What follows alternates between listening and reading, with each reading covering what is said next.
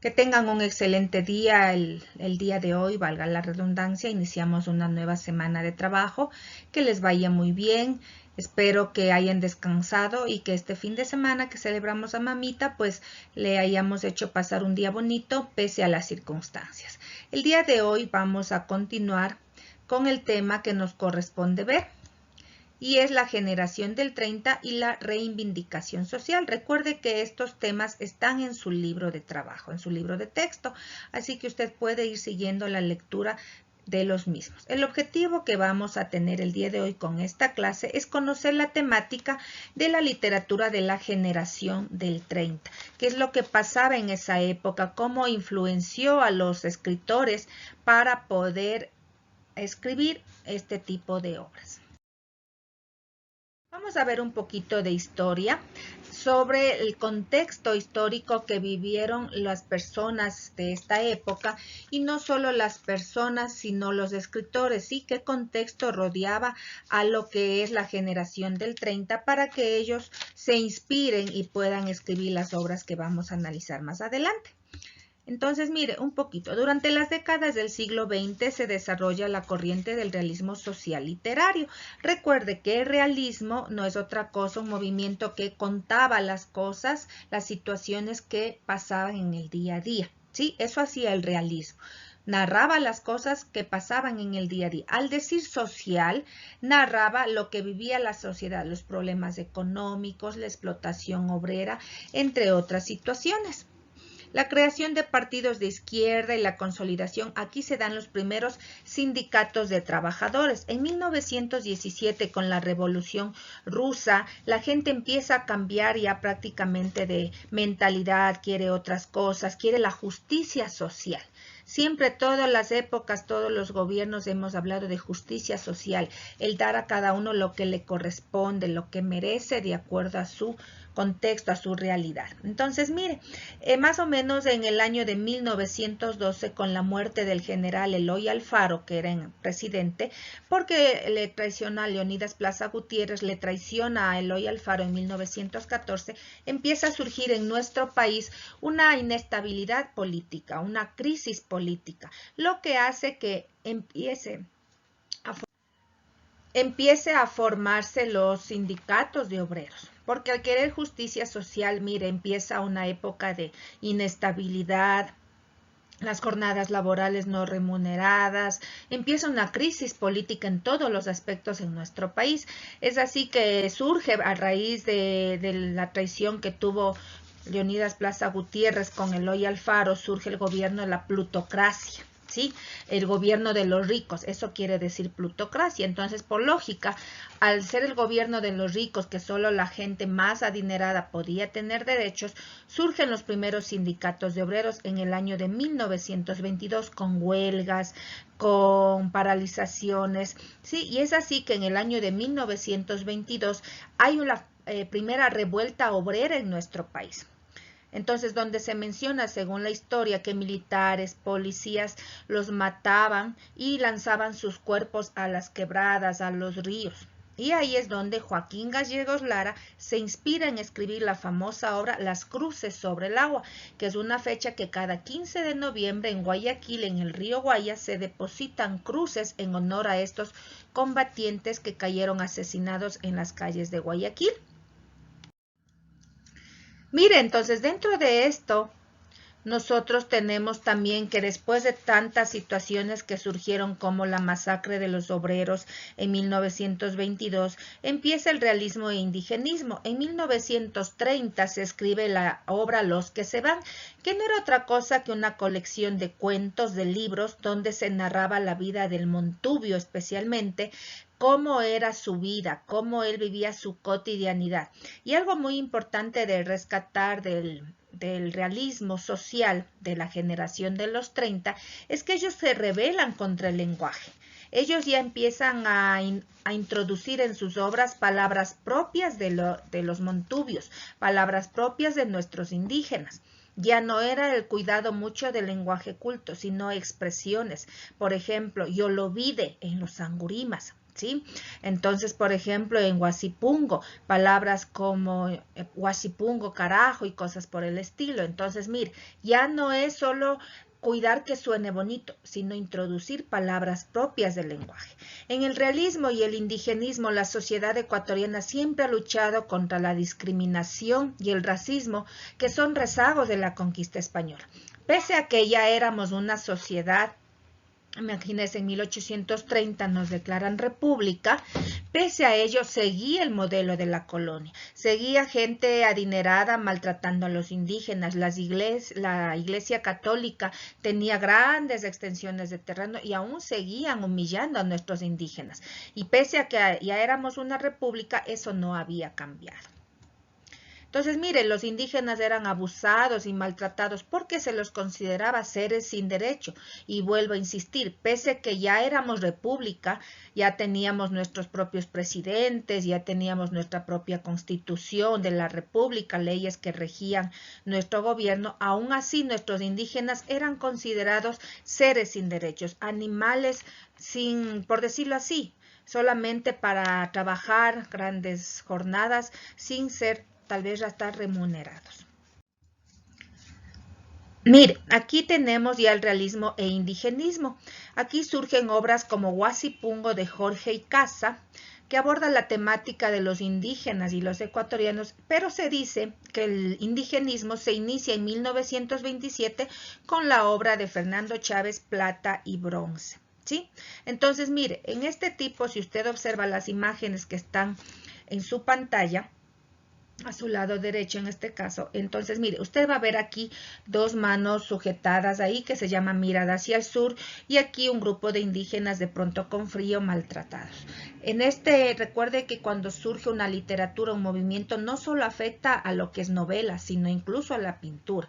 Y Eduardo Kingman, el pintor de las manos, así se le conocía a él, retrataba a través de sus obras, por ejemplo, mire aquí la opresión de un pueblo indígena. Él retrataba mucho los aspectos de las manos y del rostro, porque a través de ello demostraba el sufrimiento de este pueblo, de esta sociedad que discriminaba a estos seres humanos. Entonces, mire, también surgió cambios en la pintura. Entonces, aquí en esta parte del indigenismo, en este tipo de literatura, ya comienza el sentido de identidad nacional. Comienza el ya no coger solo copias de Europa. Recuerde que decíamos en el anterior video que nosotros éramos considerados bárbaros, salvajes. Éramos el mal ejemplo de Europa. Y Europa eran los ilustrados, los educados, mientras que nosotros no. Entonces, mire, aquí en este tipo de obras ya nuestros escritores despiertan. Ya quieren que no todo sea copia de Europa, sino que también sea producto de nuestra creación. La generación de los 30 en la literatura ecuatoriana. Enmarcada en una literatura de realismo social, esta corriente intelectual se inspiró en la sociedad en general, pero tuvo cierto apego con los sectores populares y las comunidades indígenas, de los cuales surgieron personajes y temas recurrentes en la narrativa: hacendados, curas, tenientes, políticos, indios y montubios. La obra que abrió el paso a lo que se conoce como literatura indigenista o indigenismo es Plata y Bronce de Fernando Chávez. La generación del 30 fue un grupo de escritores que compartieron características similares englobadas en un lenguaje literario y una ideología común, proveniente del compartir un espacio temporal, sociopolítico, cultural y una educación homogénea, estilos, tendencias, el ser testigos de hechos históricos y apropiarse de ellos para plasmar en papel su respectiva descripción haciendo uso de diferentes recursos literarios, poéticos, artísticos, instintivos. Estos exteriorizan su compromiso y acción en las posibles soluciones a los problemas que acarrea la sociedad en ese momento en diversos ámbitos. El tema central que caracteriza la narrativa de esta generación es el hombre cotidiano y su tierra, el Ecuador.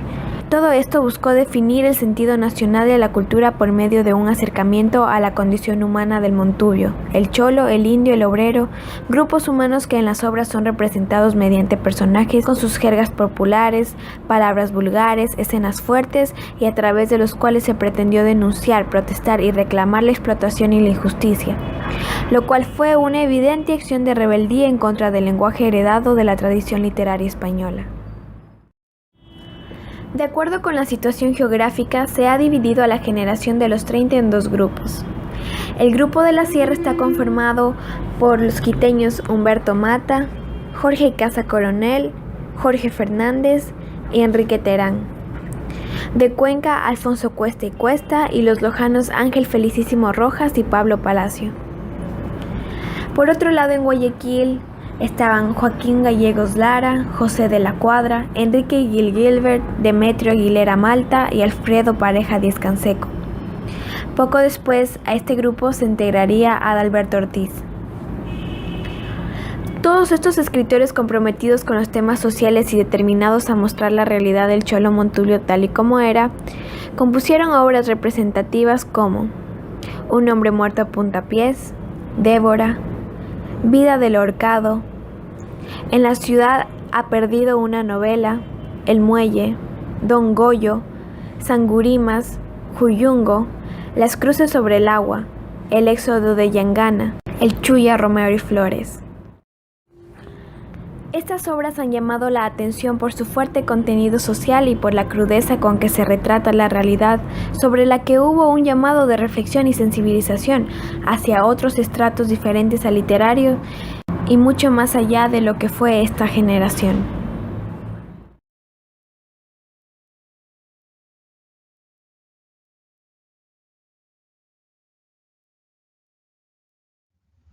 Entonces, miren chicos, en el video que observamos nos recuerda una vez más, ¿no? Surge el realismo social, esta generación de escritores que se une para a través de sus obras dar a conocer de una forma ya muy real, muy cruda, la realidad del montubio, del indígena, cómo ellos eran maltratados, del negro, ¿sí? Cómo ellos vivían en condiciones muy crueles, tratados como seres humanos sin derechos. Mire, entonces a través, incluso la revelación al lenguaje impuesto por la colonia, donde usted ve en el último fragmento, como dice, ni yo no sé mismo mamá, dice, cómo habla el indígena, cómo habla el montubio, cómo habla el negro. Aquí ya podemos encontrar en este tipo de obras ya ya palabras propias de su dialecto, propias de su parte, de su diario vivir. Entonces, mire, este grupo de escritores, tanto de la sierra como de la costa, y en la costa tenemos estos 5 personajes que se los conoce como luego el grupo de Guayaquil. ¿Sí? A través de sus obras ellos luchaban contra la injusticia social, ellos querían mejores condiciones de vida. Entonces, mire, ellos ya decidieron dar prioridad a lo propio, a lo ecuatoriano, y ya dejar a un lado el modelo europeo, la imposición de la colonia española. Mire cómo Joaquín Gallegos Lara retrata en su obra Las cruces sobre el agua, la matanza de estos obreros en la ciudad de Guayaquil el 15 de noviembre de 1922, cómo fueron arremetidos con fuego y fueron arrojados sus cadáveres a los ríos, a las quebradas. ¿Por qué? Por reclamar por su justa remuneración, por las jornadas que ellos vivían. Entonces, en Huasipungo, que veremos más adelante, cómo él reclama a través de Jorge Casa con esta obra, que algunos dicen que también con esa es la que se inició el indigenismo en nuestro país, pero cómo retrata la vida, el maltrato del indígena, porque recuerde cómo los patrones, los españoles, abusaban de la propiedad que ellos tenían, que era su tierra. Entonces, mire, esta generación del 30 comienza ya a hacer una denuncia social, una crítica social a través de sus obras como Baldomera, Juyungo, Huasipungo, Plata y Bronce, donde usted ya ve historias de la cotidianidad, la realidad que vivía el Ecuador en esa época, la crisis que vivía, la crisis, los sindicatos, trabajadores, salían a huelgas y todo lo que se vivía en ese entonces en nuestro país. Entonces, el día de mañana continuaremos analizando un poquito más de la generación del 30, algo de la vida de sus personajes, de sus escritores, y la mayoría, mire, fueron prácticamente personas que usaron la literatura para denunciar. Para eso nos sirve la literatura. Que tengan un excelente día. Recuerde que el día de hoy no tenemos tarea de acuerdo a horario establecido y respetando el mismo. Le pido de manera muy especial que usted revise la información adicional para la siguiente clase que tendremos el día de mañana. Un buen día, cuídese mucho.